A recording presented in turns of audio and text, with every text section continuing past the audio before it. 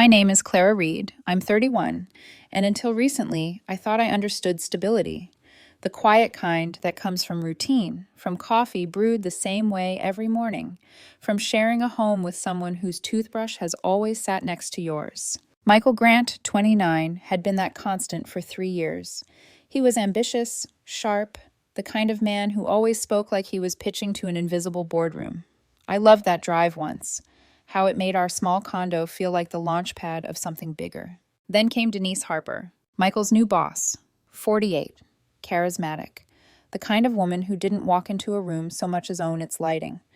She worked in corporate development at his firm, and within a month, her name started threading through every sentence he spoke.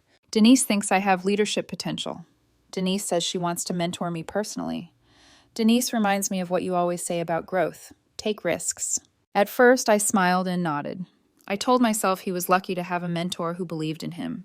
But the mentions turned constant, rhythmic, obsessive, like a drumbeat that wouldn't stop. When I teased him one evening, "Are you sure you're not a little in love with her?" he didn't laugh. He frowned, setting down his laptop. "You sound jealous." "Maybe concerned," I said carefully. "She's your boss, Mike. Boundaries matter." He leaned back, crossed his arms. "You know, this is exactly what Denise was talking about. She said most men have partners who can't handle their success. I didn't think you'd prove her right." That line, Denise said, lodged like glass. Suddenly, it wasn't our conversations anymore. It was a duet between him and her, with me as the unwanted chorus. 4 months later, he came home waving an itinerary like a trophy. "Corporate leadership retreat," he said. 4 days at a resort. Denise handpicked me to attend. "Who's going?" I asked. "Just her and me.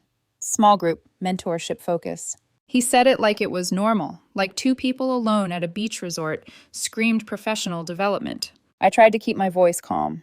"Just you two?" He sighed, exasperated. "God, Clara, yes.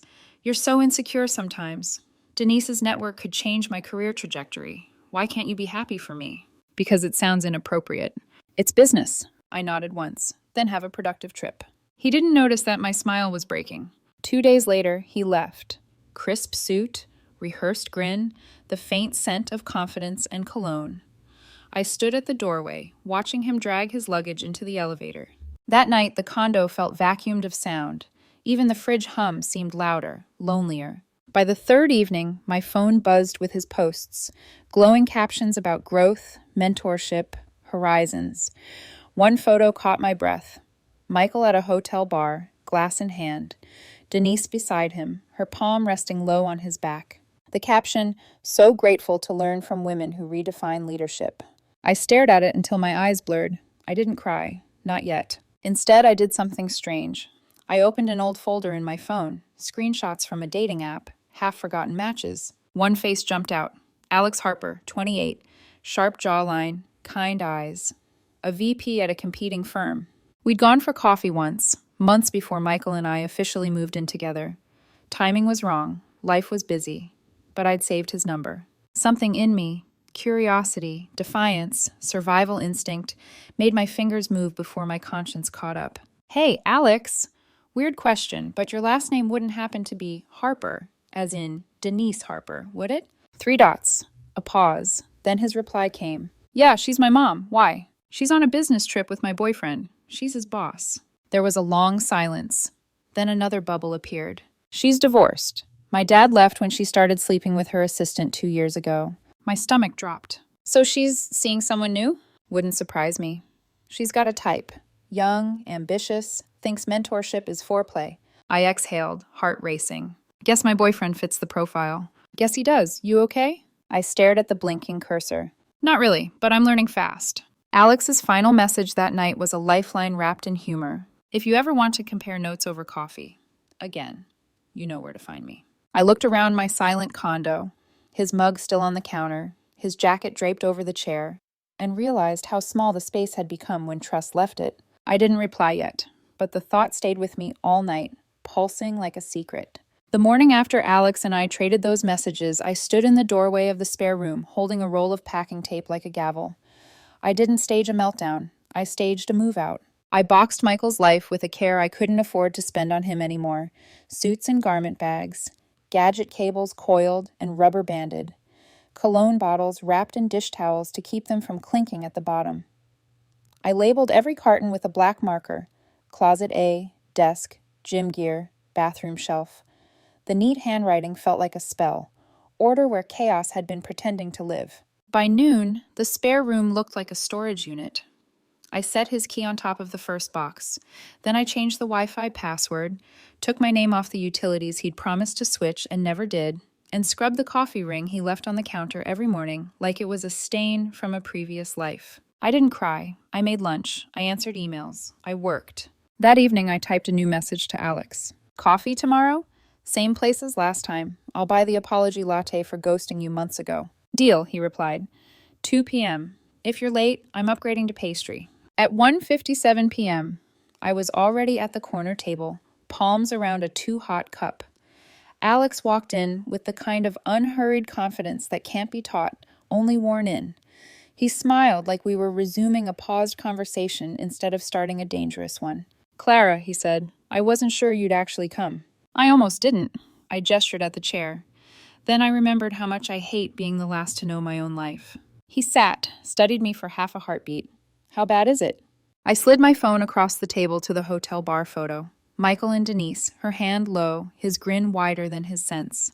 Alex's mouth tipped in a humorless line. She never gets tired of the greatest hits, he said. Mentorship, vision, bars with soft lighting. I tried to laugh and couldn't. This is the part where I tell you I'm overreacting and we both pretend to be civilized adults. Or, he said gently, this is the part where you stop doing damage control for someone else's choices. Wind rattled the cafe door. A barista called a name no one claimed. I found my breath somewhere under the table. For what it's worth, Alex added, my mother's charm works on boards and journalists. It doesn't work on an audit. She's good at keeping performance on other people's ledgers. I looked up. You sound like you're speaking from experience. I'm speaking from childhood. We let the silence say the rest. He shifted topics like he was sparing me, told a dry joke about merger rumors I hadn't heard, about how his company might be absorbing a smaller rival whose senior leadership was a little too headline-friendly. His eyes held mine. I understood without asking. You think it's hers, I said. I know it is, he said. It's not public yet, but she won't be the one writing anyone's fate for much longer. A strange relief slid through me, like the world had been tilting and suddenly clicked one notch closer to level. When I got home, Michael was already there. The door was ajar. He stood in the hallway staring at the labeled boxes like they were a performance art piece he couldn't parse. What is this? His voice ricocheted off the walls. Your things, I said, calm because rage would have fed him. I packed them while you were gone. You're being ridiculous. Over a business trip? He laughed, mirthless. Denise selected me for that retreat. Do you have any idea what that means for my trajectory? I held his gaze. It means you don't know what boundaries are. He stepped closer, jaw tight. You sound threatened and small. My hand didn't even shake when I unlocked my phone and held up the photo. This isn't mentorship, it's recruitment. He didn't look at the image long. He didn't need to. You really are insecure, he said, and something brittle cracked in his tone. You can't handle my growth. That's what Denise said. Partners get intimidated. I'm not intimidated by your growth, I said. I'm exhausted by the lies you tell to water it. His eyes flicked to the boxes again, then back to me. So that's it? You're throwing 3 years away because your feelings got hurt by a caption? That's not why. I put the phone down. I'm ending this because you let a woman with a corner office treat our relationship like a stepping stone, and you called it career development. He stared at me, calculating angles that weren't there. You'll regret this, he said finally. Do you think anyone else will take you seriously? You barely understand corporate politics. Maybe not the kind that happens after midnight, I said, but I understand leverage. I shouldn't have said the next part, but truth is a muscle. Once you start using it, it wants to lift heavier. I had coffee today, I said quietly, with Alex Harper. His face drained. Who? Denise's son. He swallowed. You're lying. I'm not. We knew each other before you and I moved in together. Timing was off. Now it isn't. That's disgusting, he snapped. You're doing this to sabotage me, to get to Denise through me. That's the difference between us, I said. You think everything is a strategy. I'm just done being an alibi. He lunged for one of the boxes like he could wrestle the narrative back into place. The tape held. He didn't. He left 20 minutes later with a backpack, 3 frantic texts from a coworker, and a look over his shoulder that begged me to blink first. I didn't. I sat down on the floor of the spare room and pressed my palms to the cool, dumb certainty of cardboard. The email started that night. Subject lines like, "We need to talk like adults and cease harassment immediately." He found my new work address somehow, accused me of weaponizing a personal relationship to undermine a woman's career, CC'd someone in HR who wasn't even in his department. I forwarded the thread to a lawyer friend who replied with a single sentence, "Document everything. Breathe." Before I could decide if breathing was a luxury I could afford, Alex called. "Are you okay?" he asked, voice warm, unhurried. Define okay? Okay, as in, can you be photographed in formal wear without wanting to throw the camera? I blinked. I think so? My company's winter gala is next week, he said. It'll be clarifying for everyone. You mean for your mother? And for you, he said. You don't owe anyone a performance, but you deserve to stand in a room where the floor doesn't tilt under you. I thought of Denise's hand at the small of Michael's back. I thought of the boxes like little verdicts stacked to the ceiling. Send me the details, I said. Clara, he added softer, none of this is your fault. After we hung up, I stood at the window and watched the city blink awake into its night face, offices glowing like eyes that had seen too much and still kept watching. The reflection in the glass looked like me, but steadier. I closed the curtains on that version and chose her anyway.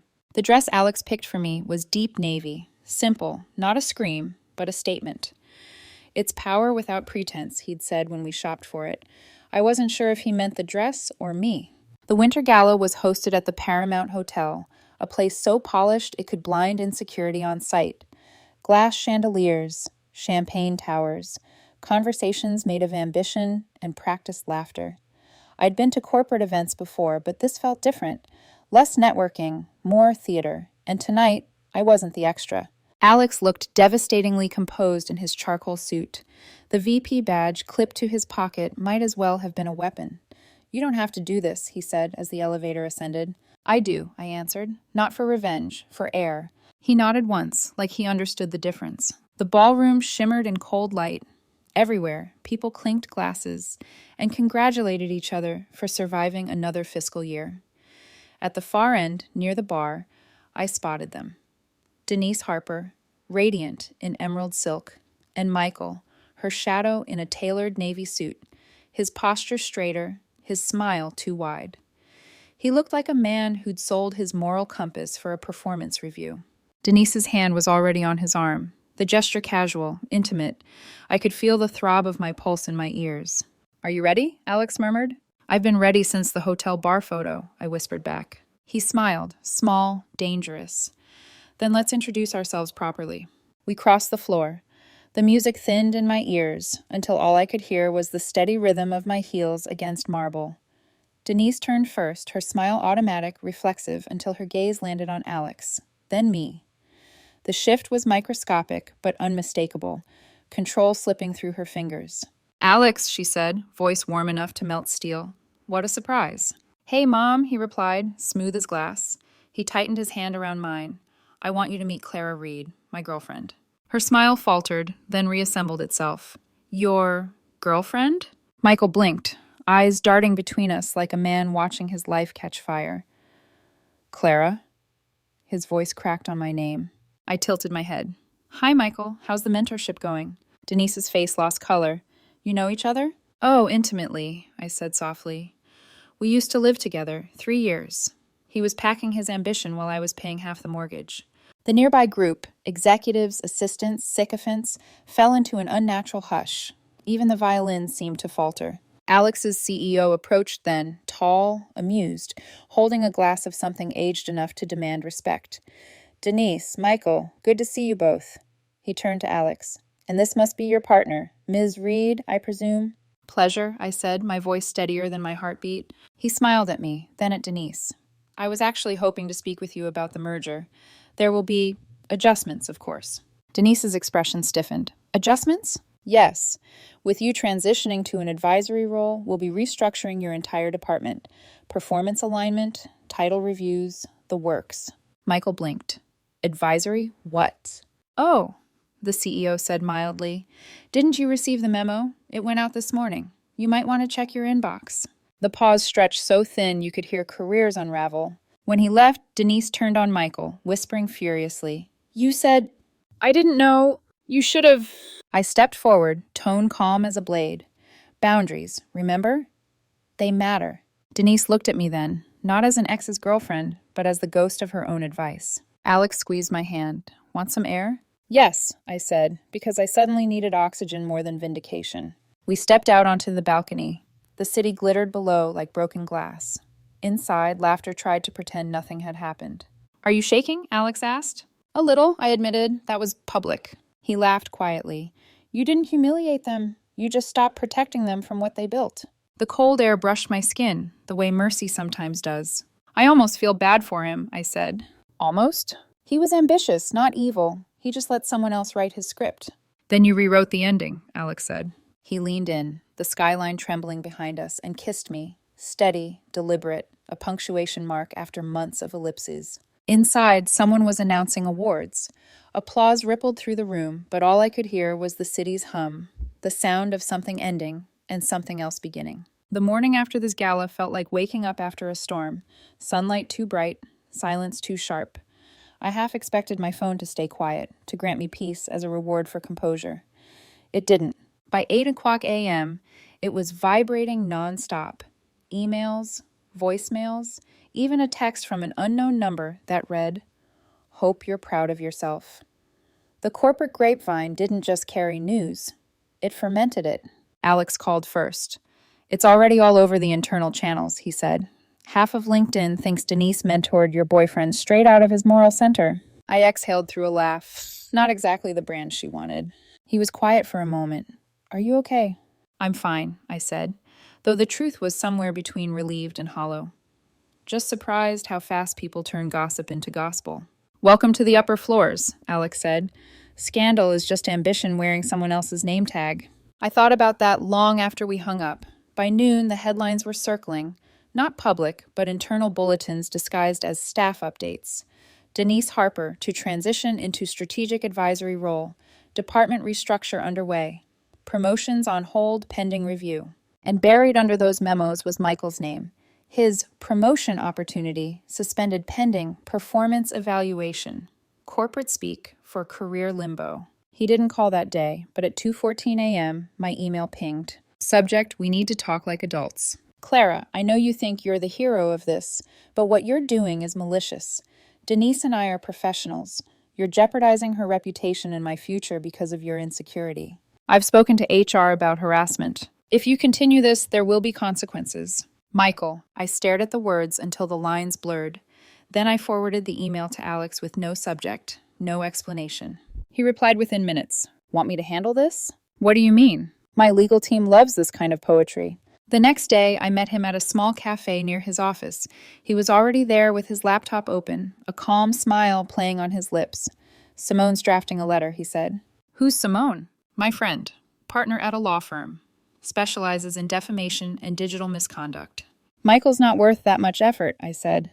Exactly why it'll be easy, he said, sliding a document toward me. It was concise and devastating, a cease and desist template customized with all the precision of a surgeon's blade. I didn't even have to sign it. Alex had already passed it through legal channels for corporate review. In other words, Denise's own board was about to receive a copy of it before the end of the day. By evening, Michael's social media posts began disappearing one by one. His vague empowerment quotes, the subtweets about toxic exes sabotaging careers, all gone. A cleanup campaign. Too late to save him. Denise, though, was not retreating quietly. A colleague of Alex's forwarded us an email she'd sent to upper management, accusing Alex of weaponizing personal relationships to influence merger outcomes. It was the kind of accusation that could ruin reputations if anyone believed it. Alex didn't blink. She's predictable, he said. When cornered, she doubles down on manipulation. 2 days later, the response came from her CEO. Short, brutal. Denise, this confirms your personal conduct has compromised your professional judgment. Your transition to advisory status is effective immediately. Clean out your office by Friday. Alex showed me the forwarded message over dinner, the glow of his phone lighting the side of his face. Advisory status revoked, he said. No safety net, no consulting title, just gone. I didn't celebrate. I thought of the woman at the gala, polished, calculating, terrified. watching her empire collapse one polite email at a time. "What happens to Michael?" I asked quietly. Alex leaned back. "Officially, nothing yet. Unofficially, he's radioactive." And he was right. That weekend, my phone lit up with a blocked number. I let it ring once, twice, then sent it to voicemail. A message came through, breathless, slurred. "Clara, please, I need you to talk to her. She won't return my calls. She said I ruined her. I didn't know about the merger. You have to tell Alex, please. She's saying I misled her. She's saying she'll destroy me." I deleted the message before it finished. By Monday, I heard from an old friend who worked in Michael's firm. Denise had formally resigned. Michael had been relocated to an internal development role. Corporate exile. No title, no team, no trajectory. The same night, Alex sent me a screenshot. A legal notice addressed to Denise Harper. Cease and desist. False and defamatory statements concerning Alex Harper and Clara Reed. Signed by Simone's firm. Beneath it, Alex had typed just 2 words. "It's done." But it didn't feel done. It felt quiet. Too quiet.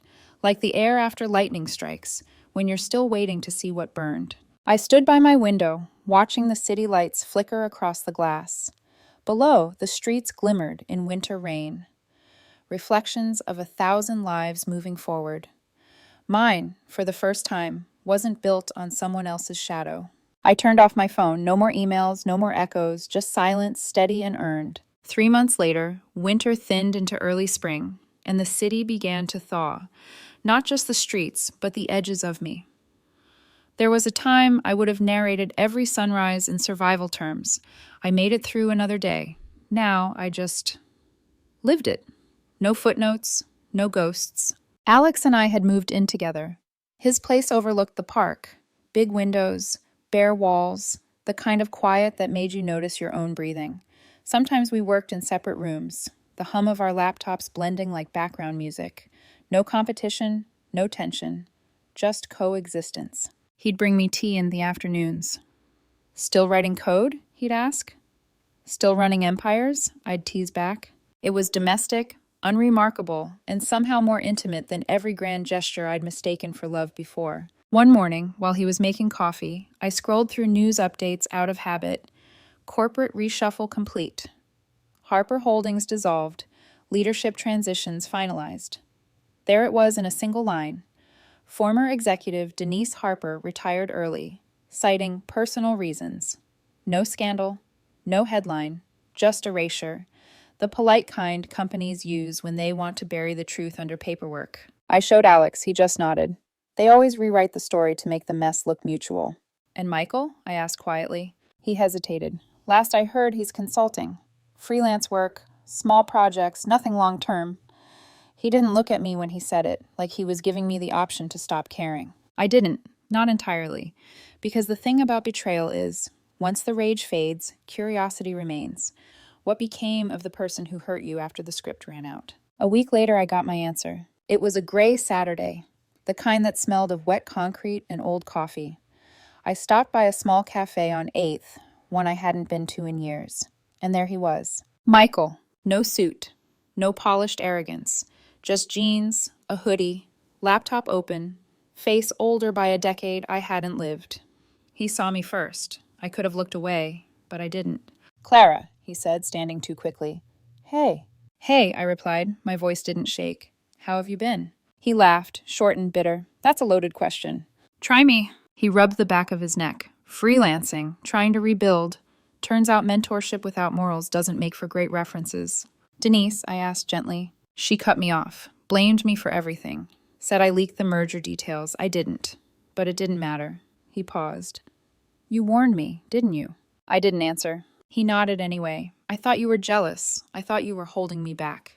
"And now? Now I know you were the only person in my life who ever told me the truth without wanting anything from me." For a moment, I almost felt sorry for him. Not because he'd fallen, but because he'd finally understood why. He exhaled. "Is Alex good to you?" "Yes," I said simply. "He's good to me." Michael looked down. "Guess I really did blow it." "You wanted someone else's version of success," I said softly. "You found it. Then it found you." He gave a small, hollow laugh. "She's a cliché, isn't she?" "So are we all when we stop listening." A long silence stretched between us. Not bitter, not tender, just final. He reached for his coffee. "Tell Alex I said hi." I shook my head. "You don't exist in our world anymore, Michael." His shoulders slumped. "Fair." I left before he could say goodbye. Outside, the rain had started again. Soft, clean, almost merciful. That night, when I told Alex about the encounter, he just smiled faintly. "Did you get closure?" "I got clarity," I said. "Closure's just clarity that doesn't hurt anymore." He nodded. "And Denise?" "She got what she built. Temporary power, permanent consequences." Alex's expression shifted to something almost amused. "Her ex-husband sent us a package this morning." He handed me a small box. Inside was a simple white card and a bottle of champagne. The note read, "For when you're ready to celebrate something real, Brandon Harper." I laughed, a sound that didn't echo this time. Alex grinned. "I think he's offering an alliance." "Anyone who pisses off Denise that much is family," I said. We opened the champagne that night. No occasion, no toast. Just quiet bubbles and a window full of city lights. I thought about the woman I'd been, the one who apologized for her instincts, who mistook gaslighting for guidance. And I thought about this new version of myself, scarred, sober, stronger. Sometimes the trash really does take itself out. You just have to stop carrying it back inside.